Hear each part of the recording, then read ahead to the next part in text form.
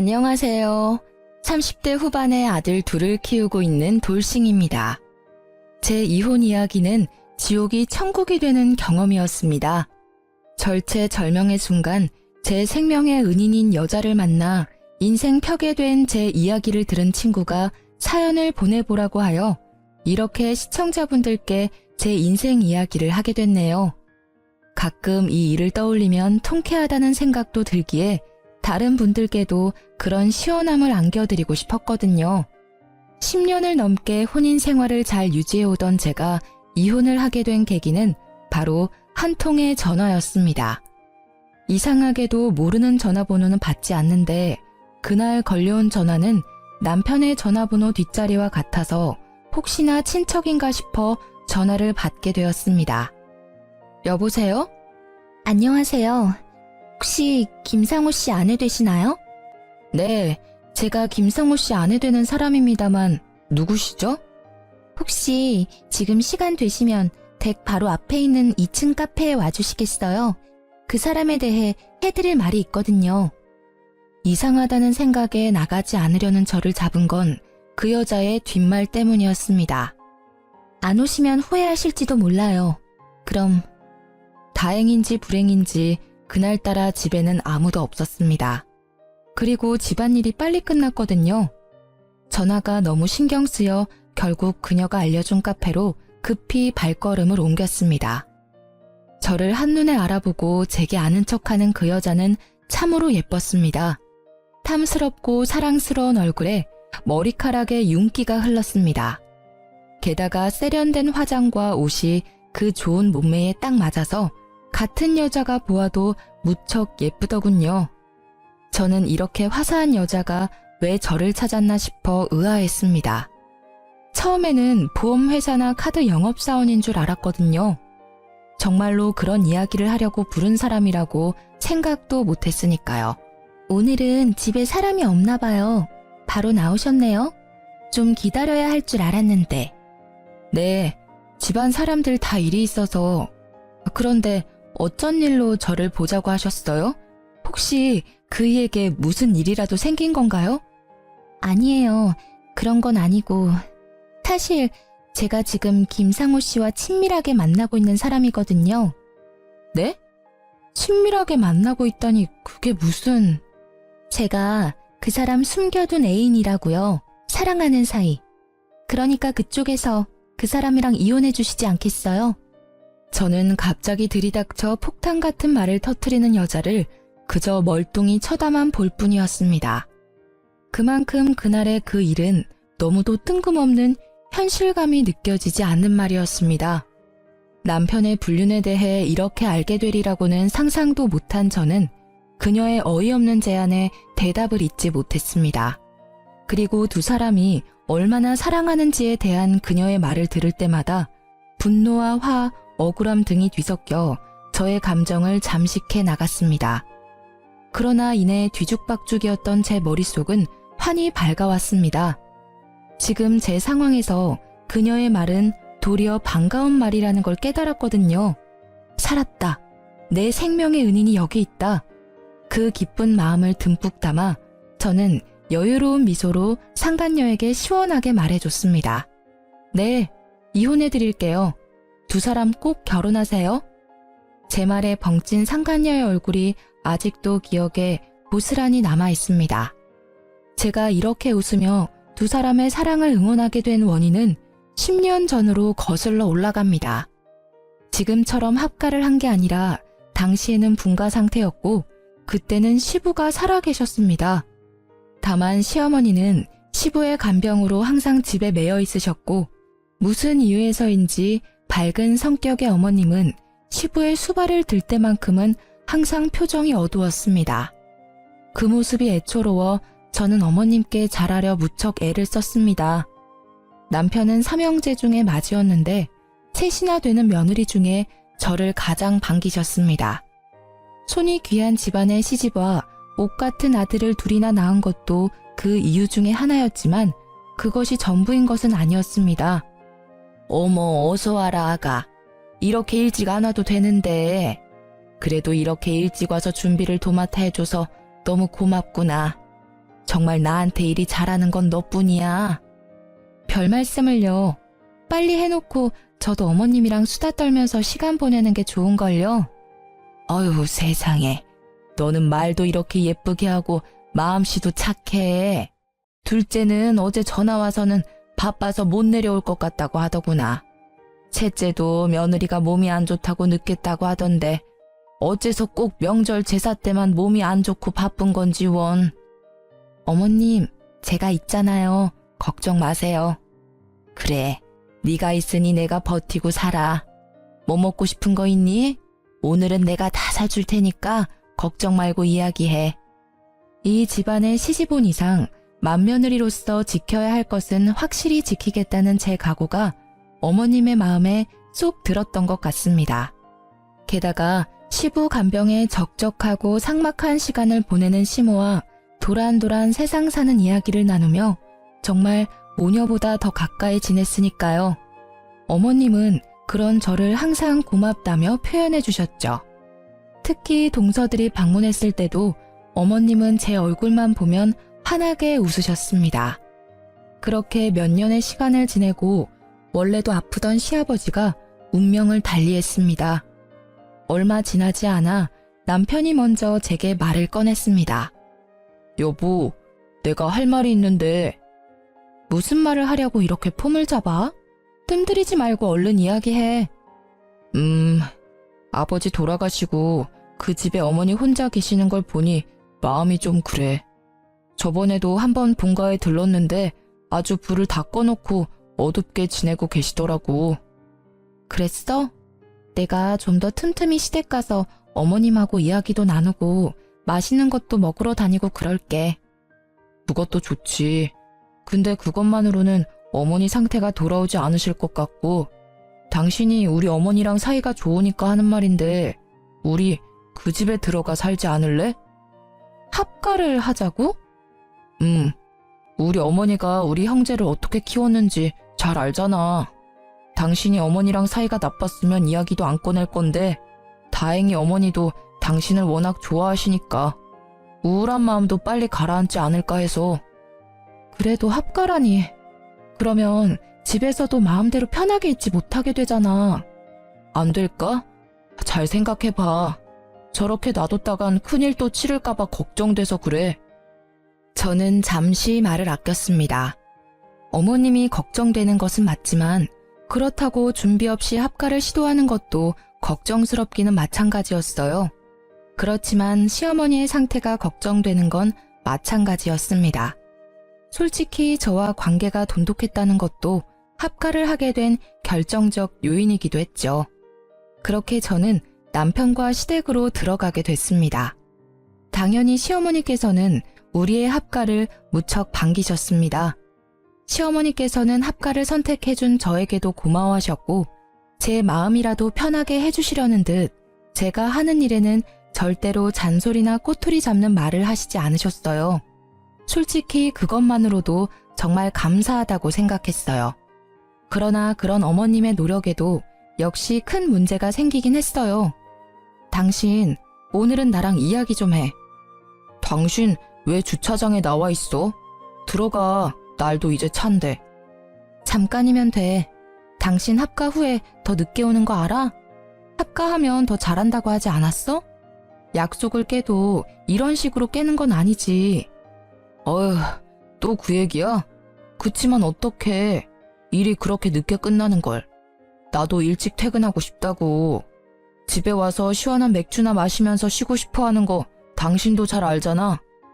그래도 이렇게 매번 늦는 법이 어딨어. 당신도 집에 와서 애들도 좀 보고 어머님하고 이야기도 하고 해야 할 거 아니야. 매번 왜 나한테 다 미루는데. 우리 애가 둘이야. 내가 꼬박꼬박 정시 퇴근하면 아들 둘 뒷바라지가 가능할 것 같아? 안 돼. 절대로 안 돼. 야근이라도 해야 수당이 붙어서 좀 넉넉하게 살 수 있을 거 아니야. 애들 맛있는 것도 사주고 미래에 하고 싶은 것도 마음껏 시켜줘야지. 그거야 그렇지만 그래도 너무하잖아. 육아도 힘들어. 당신은 대수롭게 생각하지 않지만 아침에 일어나서 잘 때까지 쉬지도 못하고 일한다고. 돌아서면 밥해야 하고 장도 내가 봐야 하고 애들 등하원도 내가 시키잖아. 게다가 당신이 늦게 오면 애들 목욕도 내가 시켜야 하고 결국 화장실 청소까지 내 일이지. 내가 힘들다고 나이든 어머님한테 일을 시킬 수도 없는 노릇이고 당신이 일찍 와서 조금이라도 도와줘야 나도 숨 좀 돌릴 거 아냐. 자기가 좀 이해해줘. 누군 일하고 싶어서 야근하냐? 지금 상태로는 답이 안 나오니까 하는 거야. 당신한테 그저 막연하게 기다리라고는 안 해. 대신 직급 오르면 월급도 오르니까 그때는 야근 줄이도록 할게. 응? 그리고 나도 애들이랑 최대한 시간 같이 보내도록 해볼 테니까. 평일 야근도 문제지만 주말에 일 안 할 때도 문제잖아. 쉴 때라도 애들이나 어머님하고 좀 시간을 보내줘야지. 주말까지 나한테 시키면 나는 언제 쉬어? 당신만 쉬고 싶어? 나도 좀 쉬었으면 좋겠어. 집안일은 했는지 티도 안 나고 육아도 내가 다 도맡아 하니까 내가 얼마나 힘들게 사는지 모르지? 당신이 몰라서 그래. 야근 계속 해봐.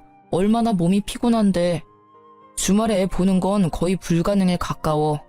솔직히 아침 9시부터 저녁 10시까지 일하는 나한테 주말 정도는 양보해줘야 하는 거 아니야? 당신은 틈틈이 쉬면 되잖아. 쉴 틈이 어딨어. 있으면 진작 쉬었지. 게다가 애들이 당신을 찾지도 않아. 애들이 아빠는 맨날 첫날 일만 하는 사람이래. 얼마나 대화를 안 하면 이렇게 생각하겠어? 제발 돈만 벌지 말고 애 정서 발달에도 도움을 줬으면 좋겠어. 아, 알았어. 주말에 애들하고 놀러 가보도록 노력할게. 그럼 됐어? 이제 잔소리 그만하고 들어가자. 나 피곤해. 남편이 힘들어 보인 건 사실이었고 애초에 홀벌이를 하는 집이라 남편의 수입이 전부인 것을 감안하면 어쩔 수 없는 일이기도 했습니다. 그러나 머리로는 이해했지만 여전히 마음은 서운했습니다. 나의 하소연을 잔소리 취급하며 대수롭지 않게 여기는 그 모습에 실망도 했습니다. 그렇게 하루가 멀다 하고 우리는 똑같은 문제로 주차장에서 매번 이렇게 다투었습니다. 결국 그 뒤로도 저는 시어머니의 하루 세끼의 식사를 챙기는 것과 육아, 집 청소와 자질구레한 살림살이를 하느라 바쁘게 지낼 수밖에 없었습니다. 그렇게 지지고 볶고 10년을 지낸 어느 날 병원을 다녀온 어머님과 남편의 표정이 심상치 않음을 느꼈습니다. 무슨 일이냐고 물어보지도 못할 만큼 얼굴색이 파리한 시어머님 때문에 신경이 쓰여 같이 다녀온 남편을 추궁했더니 저녁에 시동생들과 함께 밖에서 보자고 하더군요. 무슨 일인데? 어머님 상태 많이 안 좋으셔? 아님 기력이 많이 떨어졌다거나. 아, 우리 어머니 간암이래. 간암이요? 시동생들과 동서들은 그 말에 깜짝 놀라 말을 잇지 못했습니다. 그래, 못해도 이기 이상이라는데. 거의 확실하고 전이 됐는지는 다음에 와서 확인해봐야 한다고 하는데 의사가 간이식까지 생각해야 한다고 하더라고. 여태껏 고생하신 어머니 이제야 좀 편히 사시나 했는데 하늘도 무심하시지. 가족들은 청청병력 같은 소리에 다들 망연자실이었습니다. 그래도 간이식하면 살 수는 있는 거잖아요. 우리 알아보러 가요. 우리 중에 간이식 할 수 있는 사람이 하나라도 있을 거 아니에요. 내 말에 남편과 시동생들은 모두 고개를 끄덕이며 동조했지만 동서들은 껄끄러운 표정이었습니다. 저만큼 어머님과 살뜰한 관계는 아니었으니 그럴 수 있다고 생각했습니다. 다만 제가 적합하다고 한다면 드릴 의향이 있었기 때문에 적합 검사를 받자고 한 것뿐입니다. 그리고 병원의 결과는 놀라웠습니다. 그 6명 중에 딱 저만 가능하더군요. 저는 이것도 시어머님과 저의 인연의 깊이라고 생각했습니다. 저를 살뜰히 챙겨주셨으니 저도 그 마음에 보답할 수 있는 길이 생겼다고 생각했죠. 그러나 수술이 워낙 큰 수술이다 보니 저도 선뜻 그러노라 말이 나오지 않았던 것도 사실이었습니다. 당시 육아와 살림에 찌든 제 몸 상태도 그리 좋지만은 않았거든요. 그 모습이 제가 망설이는 거라고 생각한 남편과 시동생들은 울며 불며 제게 매달렸습니다. 여보, 제발 부탁이야. 응? 우리 어머니 좀 살려줘.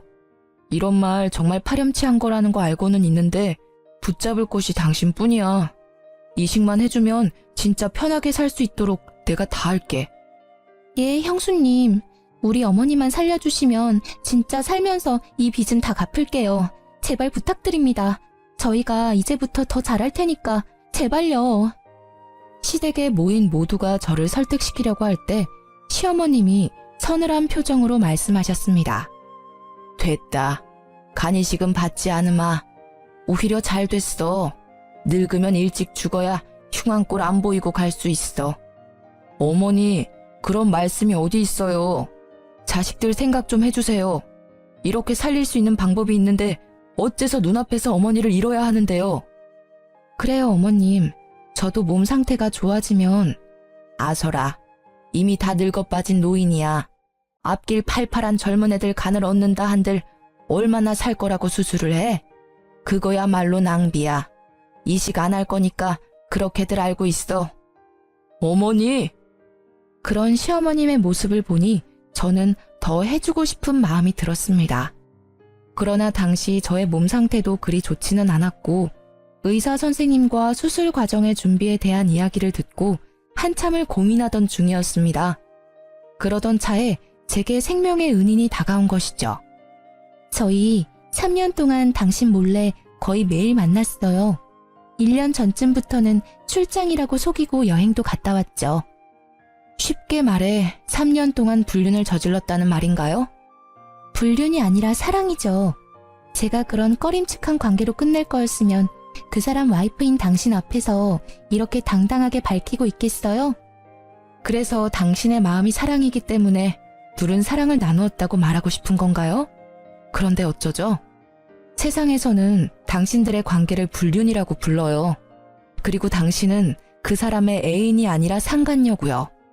그러니까 그게 싫어서 이렇게 제가 온 거잖아요. 그 사람이 당신이라는 여자에 대해 얼마나 부정적으로 생각하는지는 알고 있어요?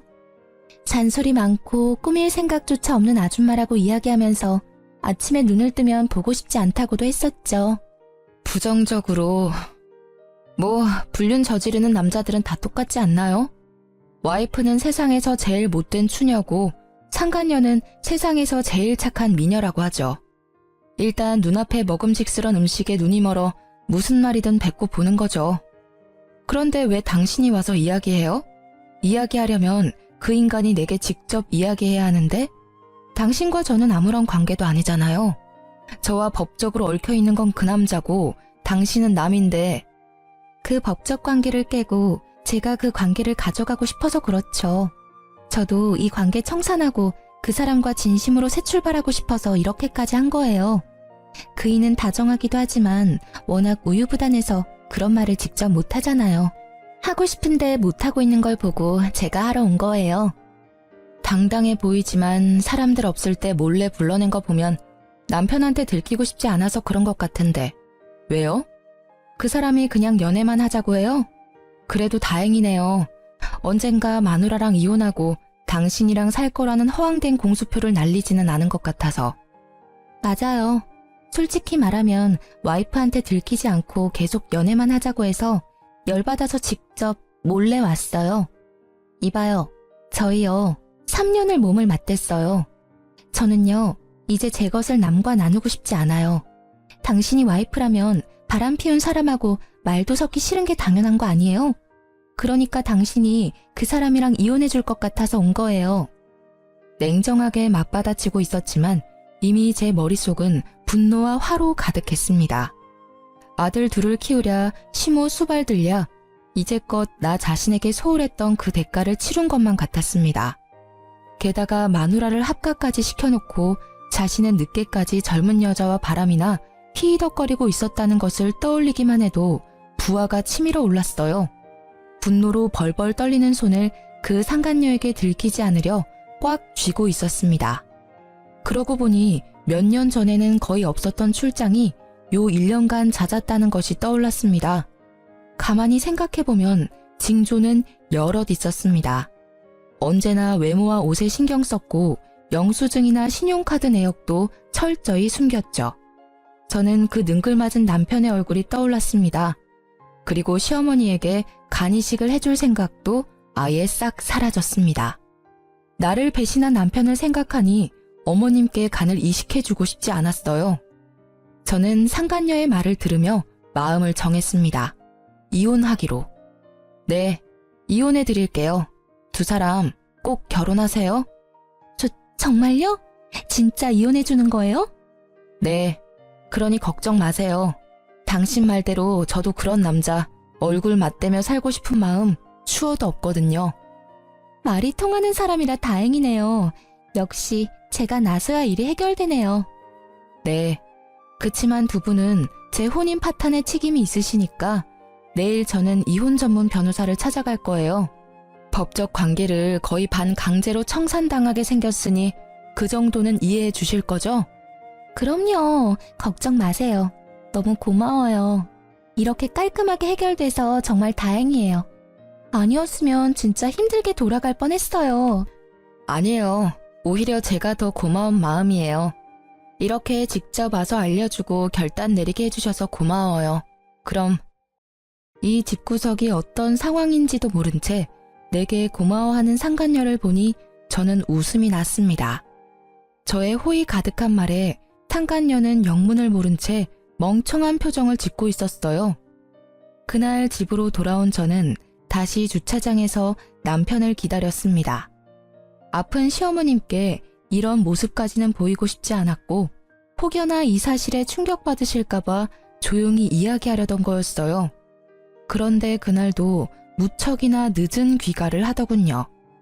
오늘도 그 상간녀와 놀다가 늦은 거라 생각하니 점점 열이 오르기 시작했습니다. 당신 왜 또 밖에 있어? 뭐야, 오늘도 잔소리야? 아니, 잔소리 아니고 당신이 꼭 들어야 하는 중요한 이야기야. 무슨 말이 하고 싶은 건데? 혹시 어머니 얘기야? 어디 안 좋으셔? 그래서 어머니 없는 데서 말하는 거야? 아니, 지금 할 이야기가 어머님 건강에 안 좋을까봐 밖에서 얘기하려고. 뭔데 이렇게 뜸을 들여? 별거 아닌 이야기라면 그냥 집에서 하자. 나 피곤해. 당신이 피곤해하는 것 같으니까 나도 간단히 말할게. 별거 아니라면 별거 아닌 이야기니까. 오늘 정말 예쁘게 차려입은 젊은 여자가 우리 집 앞까지 날 찾아왔거든. 그 사람이 글쎄 대뜸 나더러 당신이랑 사랑하는 사이라고 하더라고. 어때? 별거 아닌 이야기지? 제 말에 남편의 얼굴이 점차 굳어가고 있었습니다. 그래, 어디서 만난 여자야? 오피스 와이프야? 아님 인터넷으로 만난 사람? 그것도 아니면 설마 술집 여자는 아니겠지. 근데 정말 비참하더라. 그렇게 예쁜 여자 앞에서 화장도 제대로 하지 않고 집안일에 육아에 찌든 내 모습이 창가에 비치는데 정말 죽고 싶을 정도였어. 내가 왜 당신 때문에 이런 거지 같은 기분을 느껴야 하지? 곧 남편이 허둥대며 말했습니다. 잠깐만, 당신 쓸데없는 오해하면 안 돼. 그 여자 아무것도 아닌 사이야. 나는 떳떳하다고. 아무것도 아닌 여자치고는 너무 당당하던데 당신이 이런 이야기 절대 못 꺼낸다고 자기가 직접 와서 하는 거라고 했어. 나더러 당신이랑 이혼해줬으면 좋겠다고 하더라고. 요즘 참 대단한 세상이야. 상간녀가 직접 와서 조강지처에게 그것도 시어른 모시는 와이프 얼굴 맞대며 그런 이야기를 꺼내다니. 그 여자가 진짜 그렇게 말했어? 맹세코 나는 그런 말 한 적 없어. 그냥 몰래 만나자고만 했지. 엔조이였어. 그 여자도 곧 정리하려고 했어. 정말이야. 웃기시네. 당신 야근이랑 출장이 잦아질 때부터 예상했어야 했어. 그런데도 내가 당신을 믿었던 건 아픈 어머님이 계신데 설마 바람을 피웠을까? 그 효심을 믿었기 때문이거든. 지금 생각해보니 너란 사람이 상식적인 인간이라 믿은 내가 참 바보였네? 여보, 미안해. 근데 진짜로 이것만은 알아줘. 걔는 그냥 잠깐, 진짜 아주 잠깐 재미로 사귄 거야. 알잖아. 살다 보면 이런저런 해프닝이 생기는 것처럼 그런 사소한 해프닝인 거지. 진지하게 만나거나 그런 거 절대 아니야. 난 분명 싫다고 했고 또 근데 이상하지? 그 여자 말 들어보니 아주 둘이서 행복하게 3년을 연애했다는데 그것도 최근 1년은 출장 간다며 여행도 많이 갔다지? 그래, 나랑 우리 아들들은 당신이랑 여행 간 지가 언젠지 기억이 나지 않는데 그 여자는 매달 여행을 시켜줬어? 그것도 호화롭게. 왜? 와이프랑 아들한테 돈 쓰는 게 아까웠어? 아, 그래. 그러긴 했어. 아니라고는 안 할게. 그치만 그건 그냥 기분 전환용이었다고. 나는 당신이랑 이혼할 생각 없이 재미만 잠깐 보려고 했지. 진짜야. 나 좀 믿어줘. 끝까지 진지한 사이가 아니었다고 나를 설득시키려는 남편에게 화가 나서 결국 터져버렸습니다. 냉정하게 말하려고 했던 마음이 터져버리자 결국 참을 수 없는 분노가 쏟아져 나왔어요. 믿어줘? 나를 반강제로 시댁에 합가시켜서 힘든 일은 다 하도록 만들어 놓고는 당신만 재미를 봤다? 에라이 천하의 나쁜 놈아. 마누라한테 시댁이며 가정일 다 떠맡겨 놓고 젊은 여자랑 바람피니 좋든? 어떻게 나한테 이런 짓을 할 수가 있어? 당신은 나한테 이러면 안 되지. 당신만 믿고 합가해서 살고 있는 나한테. 미안해 여보. 진짜 잘못했어. 내가 다 끊을게. 당신 하라는 대로 해줄 테니까 제발 이혼만은 봐줘라. 응? 남편은 손이 발이 되도록 싹싹 빌었지만 제 눈에는 그것마저도 거짓인 것처럼 느껴졌습니다. 나는 그렇게 해줘야 할 이유가 없는데? 나 당신 상간녀하고 약속했거든. 이혼해주기로. 난 당신과는 다르게 약속은 꼭 지켜. 그럼 우리 어머니 간이식이라도 해주고 이혼해주면 안 될까? 순간 제 귀를 의심했습니다. 바람난 것도 괘씸한데 어떻게 자기 입으로 간이식을 운운할 수 있는지 뻔뻔한 것도 정도가 있는 법인데 말이죠. 내가 미쳤어? 당신이 젊은 년이랑 바람난 것도 우라통이 터져서 미쳐버릴 것 같은데 이 식을 왜 해줘? 당신 정신이 제대로 박혀있긴 해? 아니, 어머니가 당신 많이 좋아하시잖아. 당신도 어머니 살뜰하게 챙겼고 그간의 정이 있는데 마지막으로 그거라도 좀 해주고 가, 어? 나한테 부탁하지 말고 당신이랑 죽고 못 살도록 알콩달콩 깨볶는 상간녀한테 이야기하는 게 어때? 그 정도로 사랑한다면 싫다 소리 없이 해줄 텐데 안 그래? 걔는 어머니랑 만난 적도 없어. 상식적으로 한 번도 본 적 없는 사람한테 간이식 해줄 사람이 어디 있어? 당신은 10년 넘게 모셨잖아. 명색이 며느리인데 그 정도도 못 해줘? 그 말에 저는 화가 머리끝까지 났습니다. 이 말을 듣고도 내가 가만히 있으면 오히려 제 심장에 좋지 않을 것 같아 남편의 뺨을 한 방 시원하게 날렸습니다. 역시 한 대 치고 나니 마음이 좀 후련해지더라고요. 미친놈아, 상식이 뭔지도 모르지? 지나가는 사람들 아무나 붙잡고 물어봐. 바람난 남편 어머니 간이식 해주는 건 상식인지 아닌지. 아, 속 터져.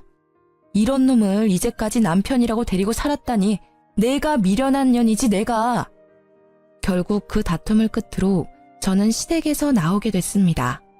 자고 있던 두 아들을 깨우면서 저는 최대한 화를 가라앉히려 했지만 얼굴에서 드러났는지 애들도 별말 없이 준비를 하더군요. 남편은 꼴도 보기 싫은 마음에 빠르게 짐만 간단히 챙겨 밖으로 나왔습니다. 그렇게 친정으로 돌아온 저는 이혼 소송을 준비하기 시작했습니다.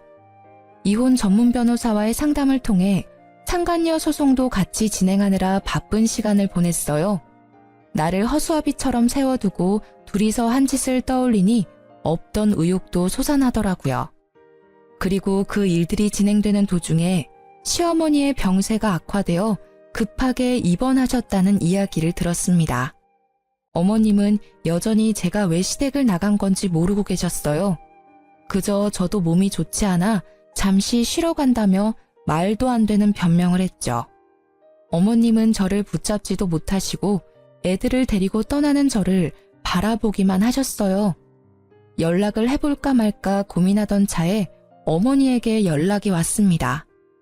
나다. 잘 지내고 있니?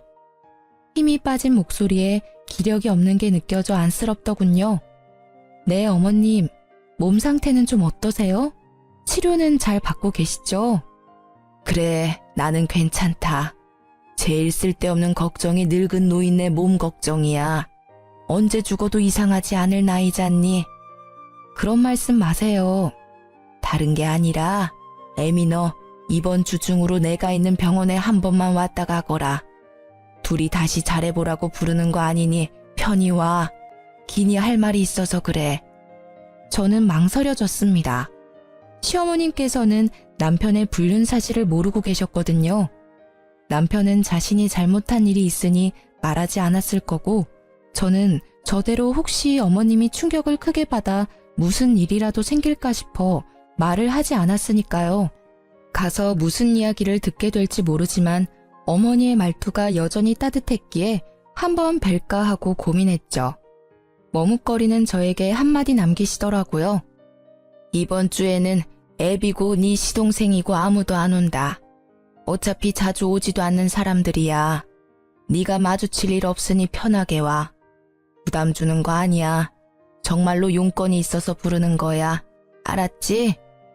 여전히 저를 생각해주는 어머니 모습에 보내주신 주소로 찾아갔습니다. 병원 침대에 누워있는 어머님의 몰골은 말이 아니었습니다. 볼살 하나 없이 야위고 거뭇해진 얼굴에 이곳저곳 연결된 수액줄에 거동도 제대로 못하는 모습을 보고 마음이 미어졌어요. 배아파 낳은 아들이 셋씩이나 있는데 아무도 신경을 쓰지 않았는지 방문자 카드에 제 이름이 2번째로 써져 있더군요. 효자 코스프레하며 어머님 살려달라 소리치던 남편놈은 어디서 뭘 하는지 어머님께 와보지도 않은 듯 했습니다. 제 얼굴을 보신 어머님께서는 조용히 말씀하셨어요. 네 남편 때문에 네가 고생이 많구나. 네가 마음고생이 많아. 너에게는 얼굴을 들지 못할 만큼 미안하다고 생각하고 있단다. 저는 아무 말도 하지 못하고 눈시울만 붉혔습니다. 나도 눈이 있고 귀가 있으니 대충은 알아. 그놈이 너를 두고 젊은 여자랑 바람났다고 하더구나.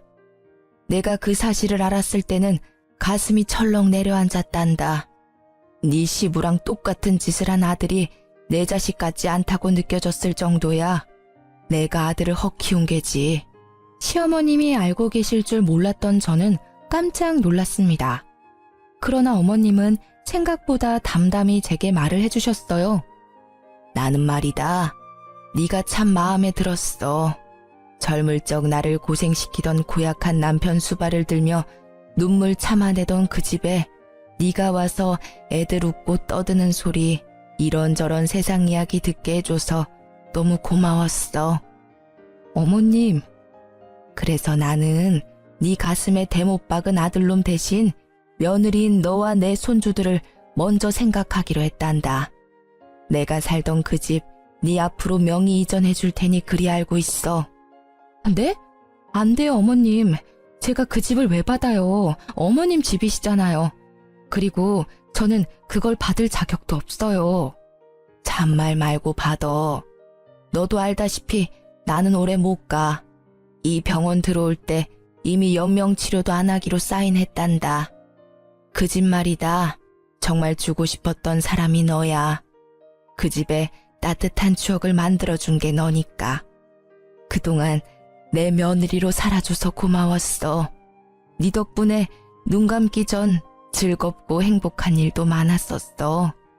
그리고 내가 너한테 집 줬다는 이야기는 아무한테도 하지 마라. 죽기 전에 시끄러워지는 건 싫구나. 저는 결국 어머님의 뜻대로 남편 몰래 40평대의 시댁집을 받게 되었습니다. 혹시나 모를 문제에 변호사를 대동해 공증도 받았습니다. 어머님은 혹여 새 아들들이 따지고 나올 것을 대비해 유서에도 명백히 작성해 남기셨어요. 사기네 뭐네 이상한 말할 것 같으면 변호사에게 맡겨놓은 유서를 보여주라 하시면서요. 이제 가봐. 내 할 이야기는 끝이다. 2번 다시 여기 찾아오지 마라. 그 집을 받으며 이래도 되는가 싶은 마음이었지만 어머님은 그 뒤 아무런 이야기도 듣지 않겠다는 듯 눈을 감아버리셔서 인사를 하고 나왔어요. 그게 마지막 인사였습니다. 시모께서는 그 뒤로 3달간 독한 약을 이기지 못하고 결국 돌아가셨습니다. 부고 문자를 보았을 때는 마음 한켠이 쓰렸습니다. 이혼 소송 중이라도 장례식장은 가는 게 예의에 맞을 것 같아 조문을 갔는데요. 아이고, 어머니. 이렇게 가시면 저는 어떻게 합니까? 이식도 받지 않고 이렇게 가버리시면 남은 자식들 어찌 살라고. 제 가슴도 이렇게 억장이 무너지는데, 어머니. 장례식장에 들어서자마자 들리는 남편의 목소리에 저는 욕 한 바가지 나올 뻔한 걸 겨우 참았어요. 시모께서 병원에 있을 때는 찾아와 보지도 않고 상간녀랑 놀러나 다니던 논팽이 같은 남편이 이제 와서 자식이랍시고 펑펑 우는 모습이라니 웃기지도 않았어요. 조문 온 사람들에게는 효자로 비춰지고 싶은 욕망 가득한 두 눈이 남편을 대변해주고 있었죠. 그 꼴을 보는 게 싫었던 저는 빠르게 조문을 마치고 시댁으로 다시 돌아왔습니다. 어머님이 입원해 있던 동안 상간녀가 이 집에서 살았었는지 상간녀의 짐도 엄청나게 많더군요. 이제 제 집이 된 시댁에서 남편이 들어오기를 기다렸던 저는 도어락 열리는 소리에 거실에서 남편을 맞이했습니다. 남편의 옆구리에는 그 상간녀가 딱 붙어 있더군요. 시모가 없다고 이렇게 바로 상간녀를 데리고 오다니. 남편은 제가 거실에 있는 걸 보더니 깜짝 놀란 듯 했습니다. 당신이 왜 여기에 있어? 어차피 이혼 소송 중인데 짐 싸고 당장 나갈 줄 알았더니. 아니지, 짐 싸고 당장 나가야 되는 게 맞지. 역시나 남편은 모르고 있었습니다. 이 집이 누구의 소유가 되었는지. 저는 당일 떼어놓은 등기부등본을 척하니 보여주었습니다. 처음에는 그게 뭔지 몰라 멀뚱멀뚱 읽고 있던 그가 갑자기 손을 덜덜 떨며 재차 확인하기 시작했습니다. 이제 알겠어? 이 집 내 거야. 그러니까 너희 두 사람이 당장 나가야 될 것 같은데. 왜? 이 집이 왜 당신 앞으로 되어 있어? 내가 받는 게 당연한데. 아, 뭐야? 당신 대체 뭔데? 우리 어머니한테 뭘 어떻게 했길래 어머니가 당신한테 집까지 준 거야? 그러게나 말야. 내가 뭘 해서 어머님이 내게 집을 남기셨을까? 당신이 잘 좀 생각해봐. 일단 이 집에서 나가. 알았지? 야, 너 설마 우리 엄마 협박했어? 아님 시어머니 상대로 사기쳤냐?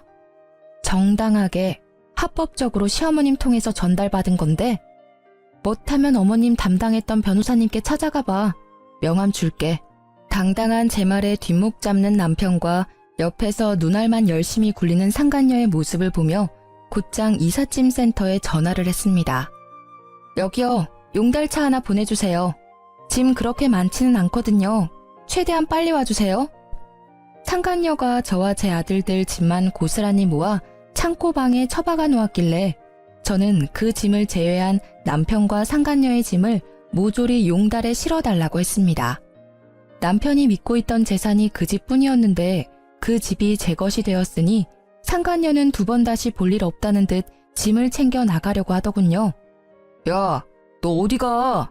야, 너 설마 내 돈 보고 붙어 있었어? 이 꽃뱀 같은 년이? 그럼 오빠 어딜 봐서 나 같은 여자가 붙어 있었겠어? 이 집이 오빠 명의도 아닌데 내가 붙어 있을 필요 없잖아. 서로 주고받는 심플한 사이인데 그 정도는 당연한 거 아니야? 뭐? 뚫린 입이라고 함부로 이야기하지? 언제는 나 좋다며, 내가 전부라며. 네가 와이프한테 이혼하라고 해놓고 너 혼자 빠지겠다. 내가 시키지도 않은 일을 만들어서 분란만 만든 건 너야. 너도 책임질 건 져야 할 거 아냐. 왜 네가 싸지는 일을 내가 수습해야 하는데? 그거야 오빠 생각이지. 게다가 오빠가 이렇게 멍청한지 몰랐었거든. 난 돈 없는 오빠한테는 관심 없어. 오빠가 뭐가 대단해? 몇 푼 되지도 않은 월급에 얼굴이 잘생겼기를 해, 다정하기를 해. 거기다가 봐. 내가 오빠 생각해서 와이프랑 이혼하게 만들어놨는데 두 눈 뜨고도 집까지 홀랑 뺏기고. 너 말 다 했어? 저와 용달 기사들이 보는 앞에서 두 사람의 추접스러운 대화는 그렇게 몇십 분 동안 이어졌습니다. 정말 수준 떨어지는 사람들끼리 똑같은 짓 하는 걸 보니 코미디가 따로 없었네요. 결국 남편은 상간녀와 함께 제 집에서 쫓겨났습니다. 어디로 간 건지는 모르겠지만 두 사람이 함께가 아니라는 것만은 확실했어요. 집 하나 없다고 찢어지는 두 사람을 보며 사랑이네 뭐네 했던 상간녀의 말이 생각나더라고요. 그 여자에게는 남편이 물려받았을 집이 사랑의 대상이었겠죠. 그렇게 저는 남편과의 이혼 소송에서 승소하게 되었습니다. 당연하다고 생각해요. 상간녀를 데리고 시댁에 온 것도 그렇고 그 상간녀가 와이프인 나를 찾아와 이혼을 종용하기까지 했으니 말이죠.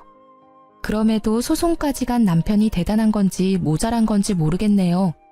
아, 물론 상간녀한테는 손쉽게 위자료를 받아냈죠.